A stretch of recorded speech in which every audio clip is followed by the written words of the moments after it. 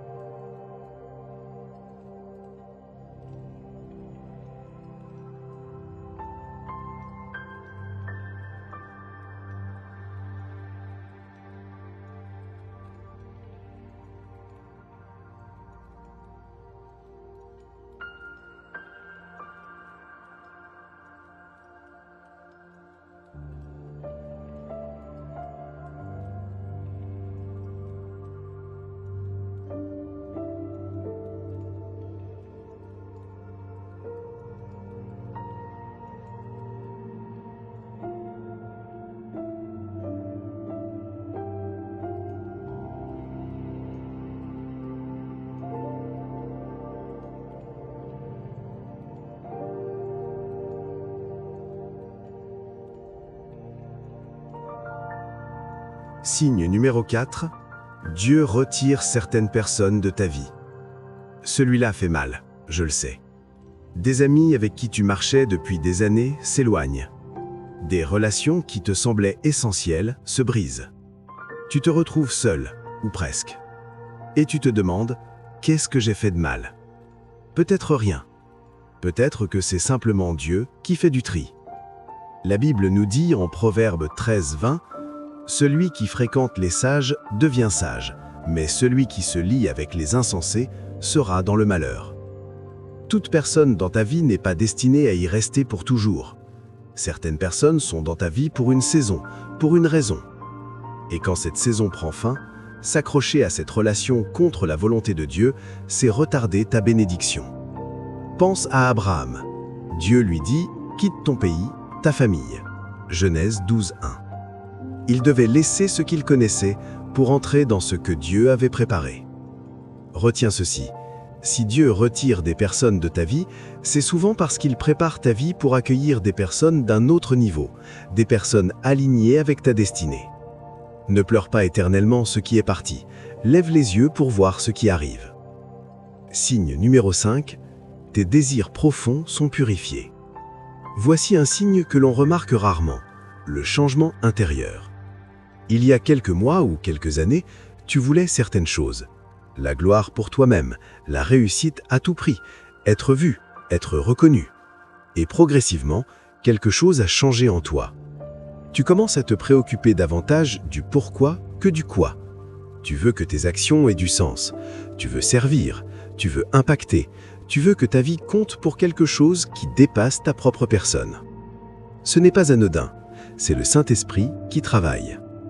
Dans Psaume 37:4, il est écrit « Fais de l'Éternel tes délices, et il te donnera ce que ton cœur désire. » Quand tu mets Dieu au centre, tes désirs s'alignent sur les siens. Et quand tes désirs s'alignent sur les siens, la bénédiction que tu recevras servira bien au-delà de toi-même. C'est cela la grande bénédiction. Pas seulement une maison, une voiture ou un compte en banque. Une vie qui a de l'impact, un héritage qui perdurera. Retiens ceci. Si tu remarques que tes motivations changent, que tu veux maintenant des choses plus grandes, plus profondes, plus significatives,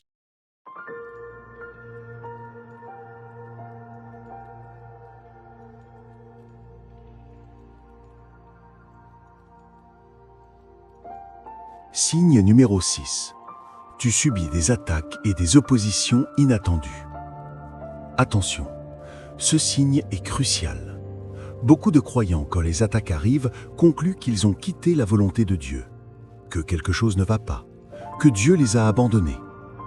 Mais voici ce que la parole enseigne. Plus ta destinée est grande, plus les oppositions seront intenses. Nemrod avait armé des soldats pour empêcher la reconstruction des murs de Jérusalem. Pourquoi?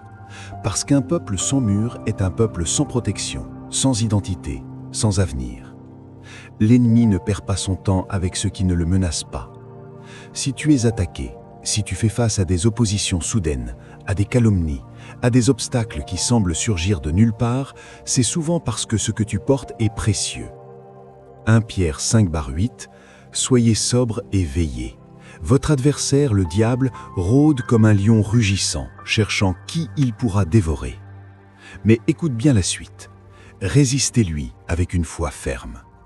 Et rappelle-toi, celui qui est en toi est plus grand que celui qui est dans le monde. 1 Jean 4:4. Retiens ceci. L'opposition que tu traverses n'est pas la preuve que Dieu t'a oublié. C'est souvent la confirmation que tu es sur le chemin de ta destinée. Tiens bon, la victoire est proche. Signe numéro 7. Tu ressens une paix inexplicable malgré tout. Le 7e signe est peut-être le plus beau, le plus mystérieux. Au milieu de tout ce que tu traverses, les incertitudes, les attentes, les portes fermées, les combats, il y a en toi quelque chose que tu n'arrives pas à expliquer rationnellement. Une paix. Pas l'absence de problème, pas la certitude d'avoir toutes les réponses, mais une paix profonde, stable, qui ne dépend pas de tes circonstances. Cette paix-là, elle a un nom dans la Bible. Philippiens 4:7, la paix de Dieu qui surpasse toute intelligence gardera vos cœurs et vos pensées en Jésus-Christ. Cette paix qui surpasse toute intelligence, elle ne vient pas de toi. Elle ne peut pas venir de toi, parce qu'aucun être humain ne peut être en paix dans ta situation par ses propres forces. Cette paix vient du Saint-Esprit. Et quand le Saint-Esprit dépose cette paix dans ton cœur, c'est souvent parce qu'il sait quelque chose que toi tu ne vois pas encore. Il sait que la bénédiction est en route. C'est la paix du soldat qui a reçu les ordres du commandant suprême. Il n'a pas encore vu la victoire, mais il sait que la victoire est certaine. Retiens ceci. Si tu ressens cette paix inexplicable malgré tout ce que tu traverses, ne l'analyse pas trop. Reçois-la comme un cadeau de Dieu. C'est son sceau, sa confirmation, son signe que la bénédiction est proche. Conclusion et prière. Frères, sœurs, laisse-moi récapituler les 7 signes que nous avons parcourus ensemble. Tu traverses une saison de silence et d'attente. Dieu prépare quelque chose d'invisible. Des portes se ferment mystérieusement. Ce sont des redirections vers ta vraie destinée. Tu passes par un désert spirituel. C'est ton école de formation. Dieu retire certaines personnes de ta vie. Il prépare la place pour ceux qui sont alignés avec ta destinée. Tes désirs profonds sont purifiés. Ton intérieur est agrandi pour la bénédiction. Tu subis des attaques inattendues. C'est la preuve que tu es sur le bon chemin. Tu ressens une paix inexplicable malgré tout. C'est le sceau du Saint-Esprit. Si tu te reconnais dans un ou plusieurs de ces signes, je veux que tu saches ceci. Tu n'es pas oublié, tu es préparé. Et la préparation de Dieu est toujours à la hauteur de la bénédiction qu'il a prévue. Prière de fin. Ferme les yeux là où tu es. Pose ta main sur ton cœur et répète cette prière avec moi.